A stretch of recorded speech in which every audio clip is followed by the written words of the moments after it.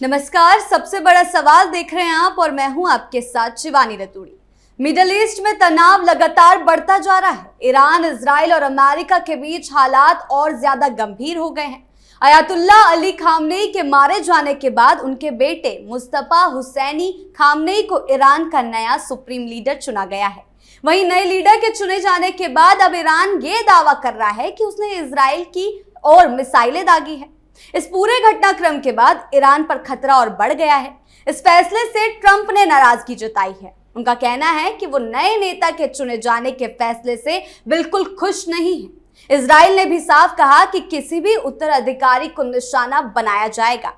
ऐसे में सबसे बड़ा सवाल ये उठ रहा है कि क्या ईरान का नया लीडर उन्हें बचा पाएगा या उनके सिर पर भी खतरों का पहाड़ टूट पड़ेगा। इसी पर चर्चा करने के लिए मेरे साथ स्टूडियो में मौजूद हैं कैपिटल टीवी के editor in chief doctor Manish Kumar. Sir, बहुत बहुत स्वागत है आपका। धन्यवाद। सर, ईरान को नया लीडर तो मिल गया, लेकिन ट्रंप और इजराइल के सामने कितने समय तक टिक पाएगा ईरान? अब देखिए, जो युद्ध आज 11वां दिन शुरू हो गया जी, और ये किस ओर जा रहा है,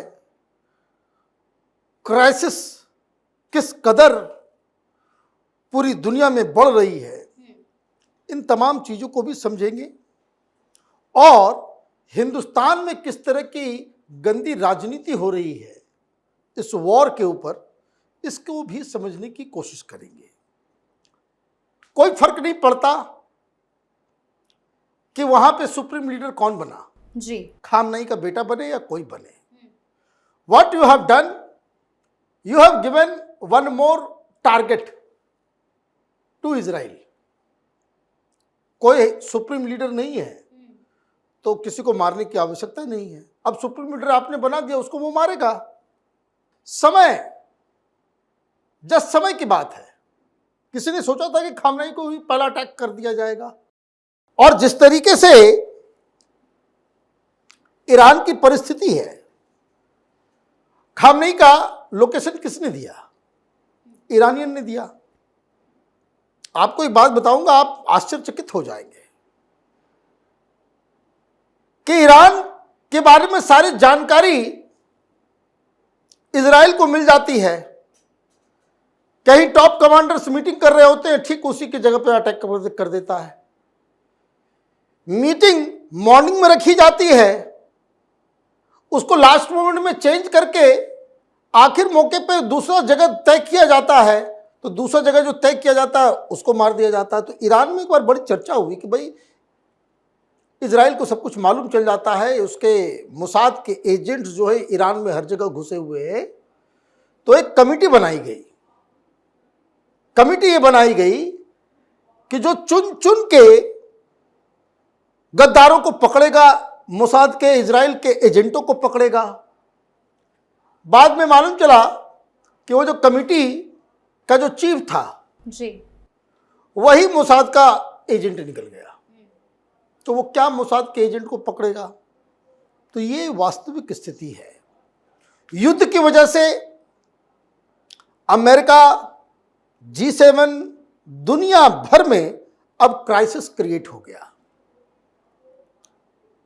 कहां $70 पर बैरल क्रूड ऑयल की कीमत थी, आज की तारीख में $114 पहुंच गया।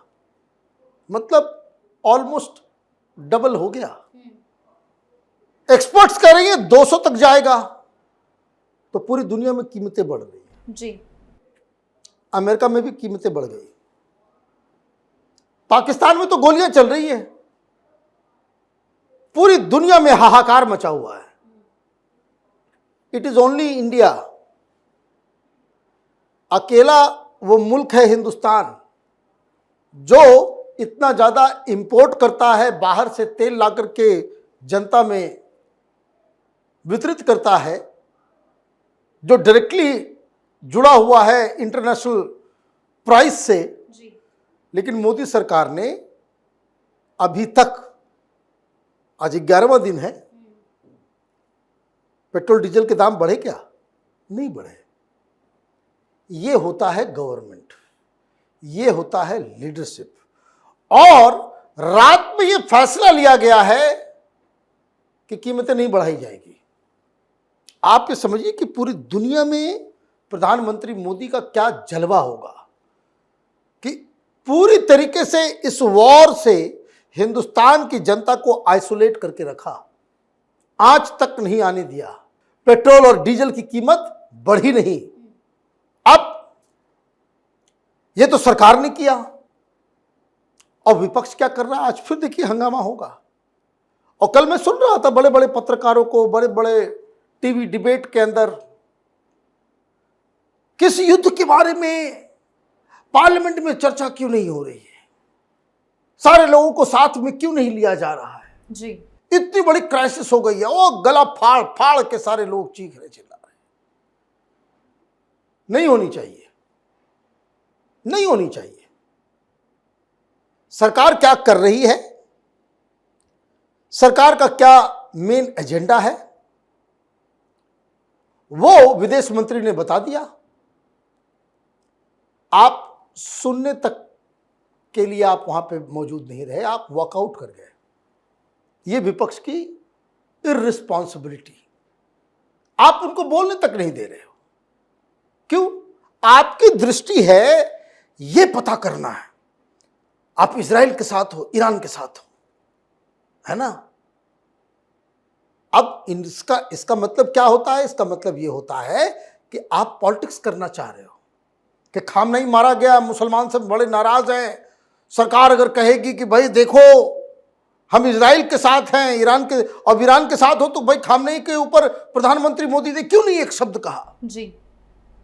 आपको नेशनल इंटरेस्ट के बजाय आपको यह सब तमाशा करना है। आपको मुसलमानों का वोट इस तरीके से नजर आता है कि जिसमें आपको नेशनल इंटरेस्ट वो दिखाई ही नहीं देता, ओझल हो जाता है। अब हिंदुस्तान की सरकार ने कह दिया कि हमारे 4 गोल हैं। एक जो हम पूरी दुनिया से कह रहे हैं, और मैं आपको बता दूं, कल यूएई के एम्बेसडर जो इंडिया में हैं, उन्होंने कहा कि प्रधानमंत्री मोदी अकेले आदमी हैं, वो अगर मैदान में उतर जाए ये युद्ध रुक जाएगा। दुनिया में अकेले प्रधानमंत्री मोदी हैं जो उसको रुकवा सकता है, क्योंकि वो इजराइल से भी बात कर सकते हैं, ट्रंप से भी बात कर सकते हैं और ईरान से भी बात कर सकते हैं। सऊदी अरब के ऊपर हमला हो गया, कल भी हमला हुआ। सऊदी अरब अब दबाव डाल रहा है पाकिस्तान के ऊपर कि ईरान के ऊपर अटैक करो। मामला बड़ा फ्लूइड है, कभी भी कुछ भी हो सकता है। और हिंदुस्तान का विपक्ष क्या चाह रहा है? हिंदुस्तान का विपक्ष ये बोल रहा है कि ईरान के साथ तुम्हारा क्या है संबंध, ये बताओ। इजराइल के साथ क्या आपकी डील हुई है, अमेरिका से आपकी क्या बात हुई है ना, बहरीन के साथ क्या चल रहा है, सऊदी अरब से क्या बातचीत चल रही। आप हिंदुस्तान की सारी स्ट्रेटजी डिस्कस करना चाह रहे हो, सरकार से कमिटमेंट चाह रहे हो, पार्लियामेंट के अंदर आप सारे राज खोल देना चाह रहे हो। इसलिए मैंने कहा कि यह डिस्कशन नहीं होना चाहिए। नॉर्मल रिस्पॉन्सिबल विपक्ष होता तो ऑल पार्टी मीटिंग करके बताया जा सकता है, लेकिन इन लोगों के ऊपर भरोसा नहीं किया जा सकता कि मीटिंग में आप डिस्कस करोगे, वो ट्वीट कर देगा बाहर जी, सारे राज खोल देगा। पता नहीं जॉर्ज सोरोस को फोन कर देगा, ईरान को फोन कर देगा, पता नहीं कहां कहां ये लोग, चाइना को फोन कर देंगे कि भाई देखिए हिंदुस्तान का ये पोजीशन है। ये जानना, ये खतरा है। मैंने सुना नहीं कि किसी के मुंह से ये आवाज निकल रही है। 1 करोड़ हिंदुस्तानी मिडिल ईस्ट में फंसे हुए हैं, चाहे वो बहरीन हो, ओमान हो, यूएई हो, कतर हो, कुवैत हो, सऊदी अरब हो। 1 करोड़। आवाज आपने सुनी कि भाई उनका क्या होगा, सरकार क्या कर रही है। अब वो बोल रहे हैं, आप सुनना नहीं चाहते। विदेश मंत्री ने कहा कि भाई हमारी सेकंड प्रायोरिटी ये है, थर्ड प्रायोरिटी है कि हम पीस के पक्ष में हैं, बातचीत से इसको सुलझाया जाए, निगोशिएट करके, समझौता करके इसको खत्म किया जाए। वॉर से कोई हल नहीं निकलने वाला। और फोर्थ कि देश को चिंता करने की आवश्यकता नहीं है, तेल के दाम नहीं बढ़ेंगे, वो हम रोक के रखेंगे। हमारी कनाडा से बातचीत चल रही है, ऑस्ट्रेलिया से बातचीत हो रही है, यूएस से बातचीत हो रही है, अफ्रीकन कंट्रीज से बातचीत हो रही है, रूस से हम ऑयल ला रहे हैं जी। हमने सारे अल्टरनेटिव उसको जो है हमने खोल दिया है। हम जनता को सुरक्षित रखेंगे। ये सारी बातें अगर करनी है तब तो कोई दिक्कत नहीं है। नहीं, बताओ किधर हो, भारत की क्या स्ट्रेटजी है। आज तक कभी ऐसा नहीं हुआ कि विदेश नीति के ऊपर कम से कम इतनी मर्यादा पहले के लीडर्स रखते थे कि सरकार जो फैसला ले रही है उसके साथ है। लेकिन आपको दिक्कत क्या है? इजराइल क्यों चले गए? इजराइल क्यों चले गए? मुसलमानों को भड़काते रहो। तो अभी आप देखिए कि सरकार की तरफ से यह बार बार बताया जा रहा है कि प्रधानमंत्री मोदी ने ओमान में बात की, सऊदी अरब बात की, यूएई बात की, हर जगह वो लगातार संपर्क में है। हमारा इंटरेस्ट क्या है? हमारा इंटरेस्ट ईरान खामनेई नहीं है। हमारा इंटरेस्ट हमारे देश की जनता है, वो हिंदुस्तानी जो वहां फंसे हुए हैं। हमारा कंसर्न इस बात को लेकर के होना चाहिए कि कीमत जो तेल की पूरी दुनिया में आग लगी हुई है उससे कैसे देश की जनता को बचाया जाए जी। हमारा इंटरेस्ट इस चीज में होना चाहिए कि कहीं ये युद्ध का असर हिंदुस्तान के ऊपर किसी भी तरीके से ना आए। अब इनको इसमें राजनीति समझ में आ रही है और ये जानबूझ के बार बार इस तरह के सवाल जो है कांग्रेस पार्टी की तरफ से और विपक्ष की तरफ से उठाया जाता है। इनको हर चीज में वोट बैंक पॉलिटिक्स, मुसलमानों का वोट कैसे आ जाए, बस यही एक बड़ी चिंता है इनकी। अदरवाइज मुझे नहीं लगता है कि भाई आप सवाल करना चालू कर दोगे, प्रधानमंत्री मोदी ने ये मुर्तजा को बधाई क्यों नहीं दी, उससे फोन पे बातचीत क्यों नहीं की, सिर्फ नेतन्याहू से क्यों बातचीत हो रही है। ये सारी चीजें, ये 100 बात की एक बात मैं आपको बता दूं कि युद्ध चल रहा है, ये कब कहां कौन सा टर्न लेगा,